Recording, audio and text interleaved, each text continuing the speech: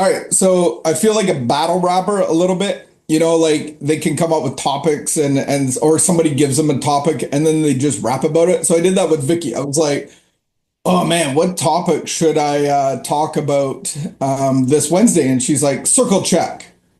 I'm like, "Okay, maybe there's something to that." So I used to be a truck driver. I technically still can drive an 18 wheeler, if you want to call it that. I can drive, I have my AZ license. I got the B license, so I could drive coach as well. I could drive everything. I have all the licenses, and then I can drive heavy equipment as well.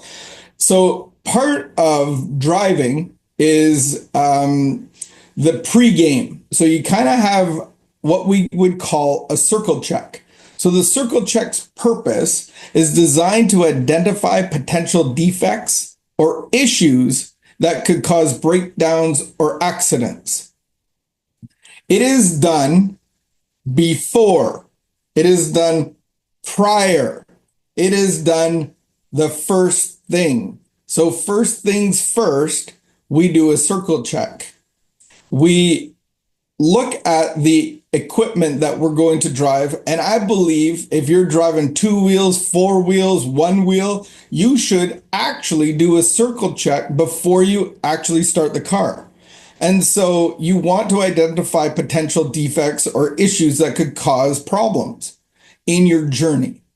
That is the point. In your journey that you are taking beforehand, you actually take the time to identify any potential problems. So before you start it, a lot of us like to start right out of the gate. Wake up, go. This circle check is done every day. Every time you go to start your vehicle, you do a circle check. So you do it before your shift, you do it before you turn the truck on, and there's two parts to it. So truck off. Here is 5 F's. You have flats, freedom, fluids, filth, and fractures. You could do that to your car. So first of all, without the motor on, you look for any flat tires.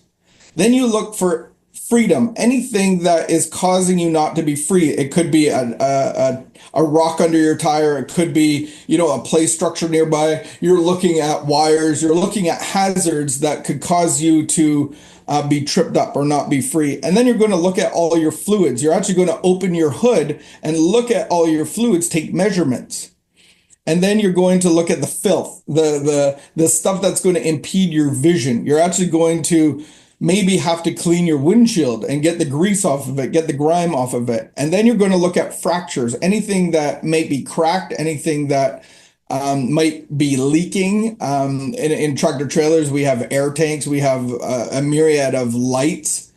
We have a lot of things that could be fractured in the daily work. So you're going to look at your mirrors, you're going to look at all the things that could be dangling, hanging, or fractured. That is before you actually start the vehicle. That is actually before you start your journey. There's like a pregame huddle. Then you get into your vehicle, you start it up, and then we do another walk around because we want to check for noises. We want to check for air leaks. We want to check for connections, that they're all done properly, that nothing's leaking. We want to, actually look at the lights that are blinking. So we would put on this side of lights and we'd walk around the trailer and the truck. Then we'd hop in, put on these sides of lights, and we'd go around. Then we get into the cab while it's running now, and we check all of our brakes. We check our trailer brakes. I understand. Maybe this is super boring for you, but it's so exciting for me. Tractor trailer driving and the business of, because we could relate it to our daily lives. It's called first things first. And so it's called the circle check of your heart. You're going to, if you drive a tractor trailer, you're going to look at probably 100 different items and make sure that they meet a standard that's not going to impede your trip. We basically, in this life of recovery, are transformed. We would probably all agree to that. I'm going from something to something. This building was a decayed matter of mess, rotting wood, mold everywhere, roof, like water damage, and it's not even salvageable. salvageable. We'll just leave that one there. And in the big book, it doesn't talk about surrendering to, a renovation. It talks about abandonment. It talks about actually leaving this structure, abandoning it, and moving into a whole new structure. And so it's like a transformation. So you go from a single passenger vehicle, which is just for you, into a commercial vehicle. Now, I understand not everybody is going to get the heart of the tractor trailer life, but I hope you can, have the imagery. So we go from something that is just about me and my personal well-being into a whole new commercial vehicle. And so part of that is a new way of living. We've started the transformation process in the first 9 steps. If you're a step person, if you're somebody that's done Life Lab or any of the processes of inventory and identifying all of the things that block you from this new life and being able to give it to God to turn your will and your life over to the care of God, then you've done this process. And so we get to actually concede to the new way of the old way of living, that we can't do it without the power of God, and coming to believe that God will and I can't ever. I have broken thinking that will never solve my broken thinking problem. And I actually look at the things that are enslaving me. And then I get to see like the top stuff, the pornography, the relationships, the food, the drugs, the alcohol, all of those things, the climbing the corporate ladder, and you take those away, and I actually get to see a real problem. And the real problem is rooted in fear found out by resentment. And we go through this inventory process and look at all of the sludge on the inside of us. And so then we get to give that to God. We get to see the wreckage that we've done, the little tornadoes that we've caused, and we go to make amends to the world around us. So that's the first part of the process. And then they introduce us into a whole new way of living. So that is, like getting prepared, being prepared. I heard a fighter once say, Ronda Rousey, that they asked her if she was getting ready for this fight. And she goes, I don't get ready, I stay ready. And I believe that's a new way of living, is actually staying ready, because most of us love to get ready. We get ready for anything that's coming up. If you had a race, you build your way up to it. If you're in a marathon, you try really hard and then be able to be ready for the race. But this race is that I need to stay ready for it. So part of it is implementing a whole new way of living. Most of us never did a circle check. How many of you actually did a circle check on a vehicle? I believe in the morning, it is a minorly foolish just to get into your car, because you don't know if you have a flat tire or you're out of windshield washer fluid or whatever. Just for yourself, take that 2 minutes just to check out your car. It can be very simple, and it can be a lot safer for you. It's the same in the spiritual way of living. We are now entering the spiritual realm, the broad highway, as it's called in the big book of Alcoholics Anonymous. And it introduces us to a whole new way of living. So it's introducing spiritual principles and concepts in our daily living. So one of them is we start our day. So you go through this process, you abandon your life, you're walking into a new life, you're walking into freedom, and then we have to grow into the relationship that is actually causing us to be free. And on page 86, we see that upon awakening, so this is just one part. There's a lot of other parts that we have talked about or will talk about, but this is one part. And it's upon awakening. So it's the circle check. Upon awakening, before you go do anything. And if you're asking yourself right now of like, does that really mean not to go to the bathroom? Or does that mean like, should I not even touch my cell phone? Or does that mean, should I wait till after coffee time? I think you're missing the point. You're missing the spirit of it. Is upon awakening, whatever that means to you. But most of us try to do the bare minimum and be like, well, when can I do it? Can I do it like when I get to work? I believe upon awakening, this is when you do it. Whatever those rules are for you, they could be a little bit different, but upon awakening is a very, I would say, pointed guideline. So upon waking up and getting to my tractor trailer, before starting it, I do my circle check. Same idea. Can you have a coffee with it? Probably. Or a kombucha, or look at your phone, whatever that is. But upon awakening, let us think about the 24 hours ahead, because that's all that we have room for, is looking at that 24 hours that's going to revolve around our day, and taking into consideration our sleep time, our awake time, our rest time, our meal time. It's actually being prepared for the 24 hours. So I can be unprepared even in my sleep when I start talking about second or third coffees, because I already know that odds are I might not sleep well. And that's going to affect that 24 hours, because I'm not going to sleep properly. I'm going to wake up a little, maybe on the grumpy side. We consider our plans for the day. So this is your circle check. You may have a piece of paper or a book or a journal, and you're considering your plans for today. Most of us know where we'll probably be throughout the day. Before we begin, we ask God to direct our thinking. You're inviting God, the new motor, the new power of your life, into your thinking. He dwells within us. He is the light within us. He is the salt within us. But now we're asking for something very specific. Would you direct my thinking? Especially that it be divorce. That's it. That's a harsh word. Divorce is like this harsh final thing. Most of us have trauma around that word, but it's actually asking God to help you be ruthless within your heart. I want these things to be divorced from my thinking, so that my journey will be successful for this 24 hours. This is your circle check. So I'm asking that it be divorced from self-pity, dishonesty, self-seeking motives. Under these conditions, we can employ our mental faculties as with assurance. After all, God gave us brains to use. Our thought life will be placed on a much higher plane when our thinking is cleared of wrong motives.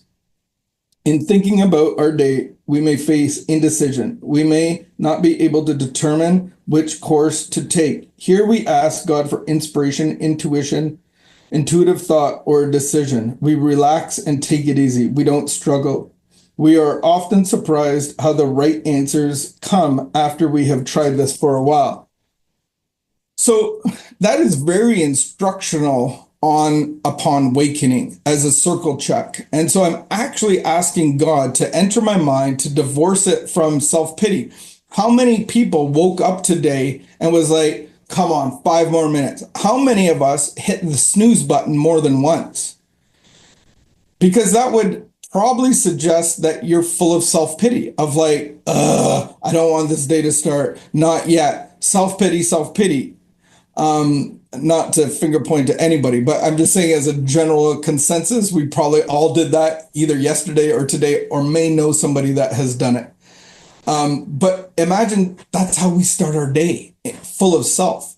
So when we do our circle check, the point again is to identify defects or issues that could cause breakdowns or accidents throughout this 24-hour period. So I'm inviting God into this mental capacity, and I'm looking for inspiration. I'm looking for direction. I'm looking for correction. I'm looking for discipline. I'm asking God, I'm inviting him to give me this inspiration for this day. And I'm asking him, who do I reach out to? If you have amends cards, you're bringing those seeds of amends, the seeds, as I call it, they are the fruit of God. They are there to sow peace and joy and endurance and self-control and all of those things of the fruit of God's Spirit. So you take those cards. If you still have those cards, take them to your prayer and morning time, your circle check time every day. And you're just asking about them. Do I do any of the amends today for this 24-hour period? And so as you equip yourself as you get ready for the day. This is something that I have implemented. I don't always do it. I think that once you become reliant on a certain routine, you're actually trusting the routine more than you're trusting the relationship behind the routine. And so I found myself in spiritual ruts often enough.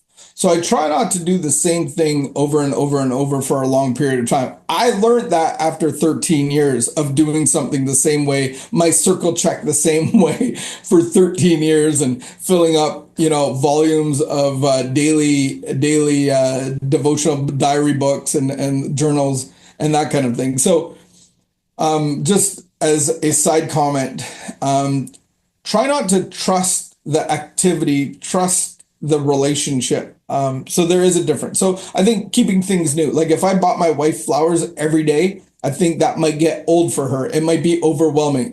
Like I just go, here's your flowers for today. That'll solve today's problems. I guarantee it. Here's more flowers. Here's different colors of flowers. I think I would probably get beaten with flowers at some point. But I can get stuck in this routine, and if it doesn't happen, then I'm going to be cranky, or I'm not going to be forgiven, or I'm not going to walk in freedom, or the world around me is going to get me. So this is something that I've implemented not on a daily strategy, but maybe every couple of days, once a week. But maybe at the time being, you need to do things more patterned. I'm not sure, but let God speak to you. So this is called the armor of God. Oh man, my one sec. This is called the armor of God. It's found in Ephesians 6. Let me pull that up. My Google reset. So we're talking about instructions, disciplines, and we talk about children obeying. We talk about parents not frustrating their children. There's some good tips. There's tips on workers and servants and masters and bosses, and it's very instructional on our behavior because we're powered by the Spirit of God. We don't just change our behavior for the sake of changing our behavior. We're actually changed because of this relationship, and we continue to change because of the relationship. So that's why this circle check is so important. So then it goes into finally, and this is very instructional. Finally, be strong in the Lord and his mighty power. Put on the full armor of God so that you can take your stand against the devil's schemes. So this is suggesting that there's a daily battle. 24 hours is what we have, and a lot of it that we're asleep. Some of it we're asleep anyway. But the devil is scheming against you because you're a child of God. For our struggle is not against flesh and blood. Oh, wow. My struggle is not against you, ever. My struggle is against flesh, against the rulers, against the authorities, against the powers of this dark world, and against spiritual forces of evil in the heavenly realms. Oh, wow. How do you prepare for that? What kind of circle check are you suggesting? Like, do I need like a shotgun? Do I need holy water? Do I need like a robe and a cape? This sounds pretty serious. If my battle's not against you personally, because you're just a human, and it's against so much more, like the devil's like a prowling lion, like there's forces of evil that are trying to get me. Oh my goodness. And it says, here's some instruction. Put on the armor of God. Therefore, put on the armor of God so that when the day of evil comes, you may be able to stand your ground. And after you have done everything to stand, stand firm then with the belt of truth. So we have the belt of truth. Man, isn't that one of the key ingredients to successful sobriety is being honest? The big book says those that can't remain sober lack the ability to be honest, inconstitutional, capable of being honest. And sometimes I have to be honest with myself. I understand I'm the one that I lie to the most in my present day. Like I want to go to the gym, but I don't, or I want to do this and I don't. I want to get up at this time, but I don't. I want to eat this way, but then I don't. I'm actually like deceiving myself at some level. I'm lying to myself. Um, but can I be honest enough and go like, I am a disabled man for the rest of my life, and I have to adhere to spiritual principles and practices for the rest of my life. I am not like other people, and I have to live a very different life that is outlined in the Bible and the big book of Alcoholics Anonymous, aka the Bible for Dummies. So we have the belt of truth, the breastplate of righteousness, the shoes of peace, the shield of faith, the helmet of salvation, and the sword of the Spirit. Only one offensive piece of equipment. And the sword of the Spirit is actually called the Word of God. So basically, I have to be studying the Word of God on a daily basis. I have to be reading that and memorizing that and being able to implement that on a daily basis. And then I made this little sheet. It's kind of cool. And then I have a little picture on the back. This helps me. And so here's all the questions. But number one is I'm submitting to the way of God. I'm submitting to the armor being put on me by the power of God and doing this upon awakening. So there's humility and submission to these things. So number one, I say, Father, show me the truth. And so I just sit there and I actually ask, and you can write this down, show me the truth. And that's the belt. That's where I might confess, or that's where God might show me something about somebody or a situation where I'm a little pernickety and God like reveals the truth to me. And I'm like, oh, dang it. I thought she was at fault, but here I am. I reacted a certain way. Or I didn't take care of myself, or, I didn't sleep properly because I had too much caffeine or whatever it is. Father, show me the truth. And then ask, Father, what isn't right? So that is the breastplate of righteousness. So I'm asking God in my mind and in my spirit, I'm just saying, Father, what isn't right? What's not in right standing? What's not right? And you can leave it open. Like that might not even make sense to you, but just ask, what isn't right, Father? And then, Father, what do you want me to face or stand for? Or you could say, what isn't at peace? Father, what isn't at peace? And this is the shoes of peace. What isn't peaceful today? Or where isn't there peace in my heart? And then ask, Father, is there fear that's driving me? So what gets in the way of my faith? Fear. So what are the fears that are around me? What are the fears that are coming up? Is it financial? Is it relational? Is it the fear of missing out? Is it the fear that God won't and I can't? Is it the fear of having no purpose? Is it the fear of relapse? And by the way, that's not a real fear. That's an imagined fear that comes to you from the temptation of the enemy because it suggests that you can do something about your abstinence. My abstinence has never been my business. That's God's business. If it's something that I can't do for myself and God has to, then is abstinence really in my control or power? What's in my control and power is to do my circle check in the morning and be in relationship with God like I was in relationship with cocaine, which was pretty intense, by the way. Father, the next question, Father, what dark thoughts do you want to illuminate? And that's the helmet of salvation. What dark thoughts do you want to illuminate? Father, what is your word for me today? That is the sword of truth. Father, what inspiration would you show me? And you can just pray, like asking God for the inspiration and intuition, asking for words for you, asking to illuminate you, asking what's driving you, where the fear is. What do you want me to face today? What do you want me to stand for today? What isn't at peace within me? What isn't right? Where am I not in right standing? What accounts do I have in dysfunction? And then, Father, show me the truth. I just want to hear the truth. In this world of lies and manufactured media and all the bombardment of fake narratives, I just want to know the truth. So, how long does this take? Well, this is a circle check, so you're going to have to get up earlier. If you want to implement a new way of living, and this is just one little part of it, upon awakening, the circle check, then I would suggest that you wake up earlier and give this 20 minutes, because you got to stop and think and let him whisper to you. You got to hear through the noise and the whispers. And that's why I think that this is so important to do first thing upon awakening, because the next 24 hours without this could be a train wreck. But the temptation is, well, I didn't do it yesterday or the day before. I did it the day before that, and everything's going well. You know, like I'm on a truck trip to North Carolina. Like I've already done my circle check 3 days ago.